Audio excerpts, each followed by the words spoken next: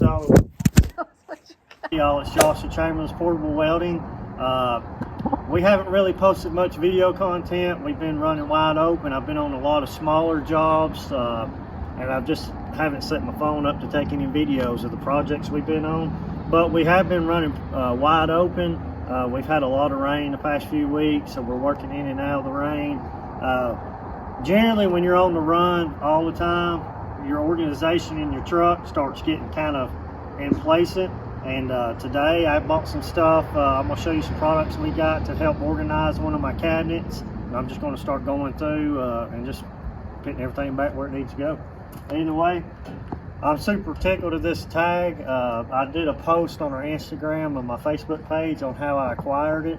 My buddy over at Arc One Welding in Chattanooga, he hooked us up with this tag. He had this tag for I think 10 or 12 years, put up in an envelope bag, and he said, man, I got a present for you. And I went over there and he hooked us up with it. I've looked everywhere on the internet for a Miller license plates tag, but follow me and I'll show you the project we got. This cabinet here is where I keep my welding helmets, my stinger lead, my little 2-foot or 3-foot jumper stinger lead, chipping hammers, welding gloves, welding rods and wire and stuff.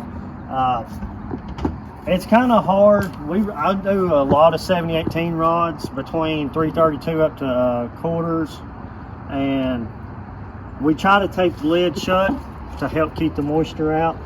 You can buy pod tubes like this. I think this is 2.5 or 10 pound. This is 10-pound tube, which these are handy, but when you want to carry bulk, you don't want to have 10 of these tubes around. We're going to reorganize this whole cabinet, restock it.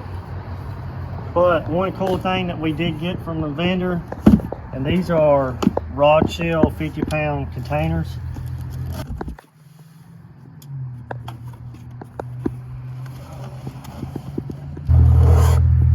Cool thing about these containers here is the rubber seal right there. So once you load these up, whatever rods you're gonna be putting in them, you got that rubber seal, keeps the moisture out of the box. You can open it up, fill your little 10-pound pods up, and not worry about your rods getting moisture, humidity, or anything like that affecting them. Some of the other products that we got that I'll be putting in that cabinet today, we also got this magnet for a rod puller. I'll just stick that in the cabinet, and when I need to load up one of my 10-pound pods, I'll just pull the lid off, do that, and grab a bunch of rods out. We might show a video of that too in this. A lot of people don't run these. These are 1/4-inch rods. It's a really big rod, and I'll show you the difference. This is 332 70-18. Takes a lot of amps to run these. We run these quite a bit if we're welding on something really big. I do it definitely if I got something flat that I'm welding. I just need a lot of weld put down on 1-inch plate or something thicker than that. These really get you going. We also got a box full of Miller gear, and I didn't bring the whole box out, but we got some new gloves, got us a new helmet. And one cool thing about this helmet is it's all black. I'm gonna let my youngest daughter take a paint marker and doodle on it.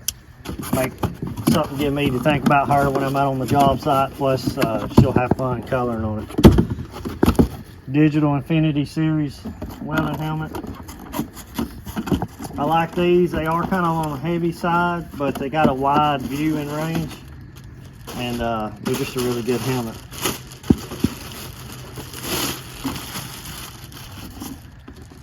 That,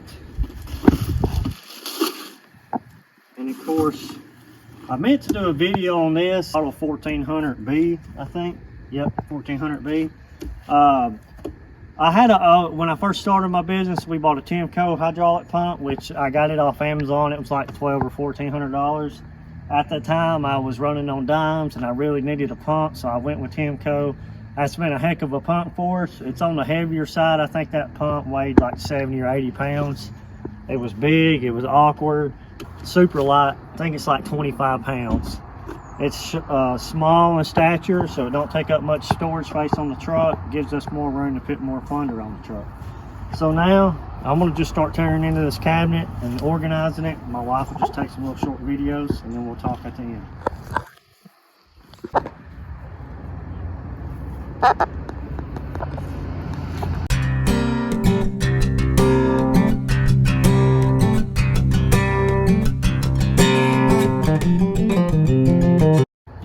This helmet here, I'm gonna retire off the truck. I just keep it on here because it's got a hard hat built into it. But this is my grandfather, which he's still welding and running his welding business. He's 78, right? I think so. He's 78 years old. Y'all see him in some of my content. He had this helmet forever and he gave it to me, and it's kind of like a sentimental value. So I'm gonna pull it off the truck and probably hang it up on the wall. Just be some.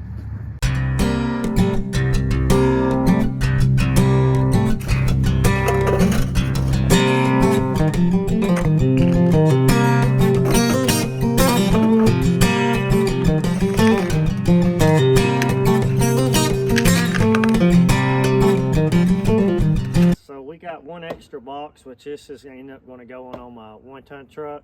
We're fixing it back up. I should be showing some videos of it in about a month or two. The thing's going to be sick when y'all see it.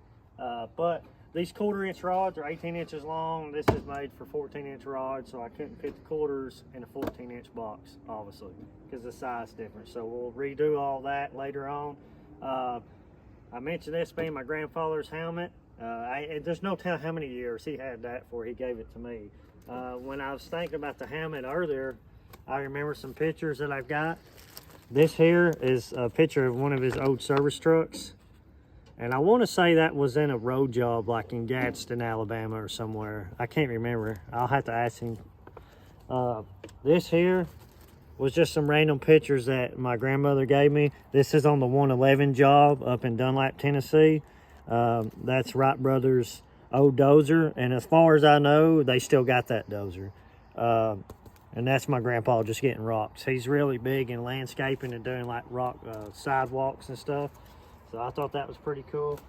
But my cabinet, I think it turned out excellent. It's back organized again.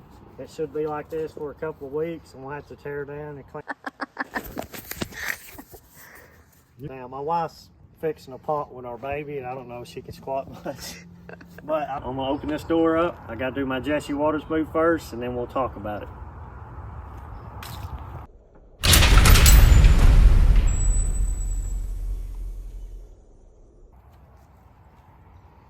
So we'll start with the door and work our way in. We got a bunch of these magnetic Velcro straps. I had some extras over on the other side of the truck, and I thought, hey man, that'd be a good idea. I'll just hang my Stinger lead off of. So we put the Stinger lead there, made us some more room in the cabinet. On the bottom shelf, we got our welding helmets. Underneath one of my welding helmets, I got a bunch of welding clamps and stuff. And then of course my knee pads, I wear these a lot. Got my welding gloves, I got my winter welding gloves, and I usually keep a pair of like greasy gloves if you're doing bushing work or something like that. You know, you don't want to destroy a brand new pair of gloves, so we got a pair of greasy gloves. On the left side here, I got all my gouging rods. They go from 3/16 up to 5/16. My chipping hammers, wire brushes, and then I keep all of my spare replaceable parts for my helmets in this cabinet, and I just put them in a bag like my lenses and batteries, and keep them underneath the helmets. Both of these helmets are the same model style, so everything's interchangeable. On the top shelf, I just used 3 rod shield boxes that we bought. The other box I'm gonna put on my other service truck. So in the boxes, we got 332, 532, 1/8 rods in the 50-pound boxes. I got a box of 3/16, 70/18 rods here. And then my 10-pound tube, I keep a mix between 332 and 1/8 rods in it. So whenever I'm welding on something, that's the rods I use. I just pull that out. Then we got hard alloy 118 hard facing rods. I got a box of 309 stainless rods, 6013s, 1/8s. We use that for like galvanized welding or something that, you know, we don't want to burn through really quick. Then I got 6010 1/8s. I also keep one row of 1/16 door shield wire on the truck at all time, and then I keep 2 rows of 045 door shield wire on the truck. Plus we keep usually a full row in my suitcase, so we generally have 3 rows of door shield on the truck at any given time of 045. Then I got my glasses, earplugs for my arc gouging and grinding and torch work, and then this is my wireless remote from my welder. I can have my lead stretched out 100 foot or ever how much lead I got, and never have to come up to the welding machine. I can change all my processes off this remote, plus start the machine, turn the machine off, and then of course this is my magnet to pull my rods out. So we just say, let's get us some rods out, take the magnet, hook it, and then pull them out, just like that. So that little magnet's pretty cool. And that's that. Either way, hope y'all like this video. Maybe it wasn't too boring. I'm gonna finish picking up outside and then go inside and eat. Thank y'all for watching.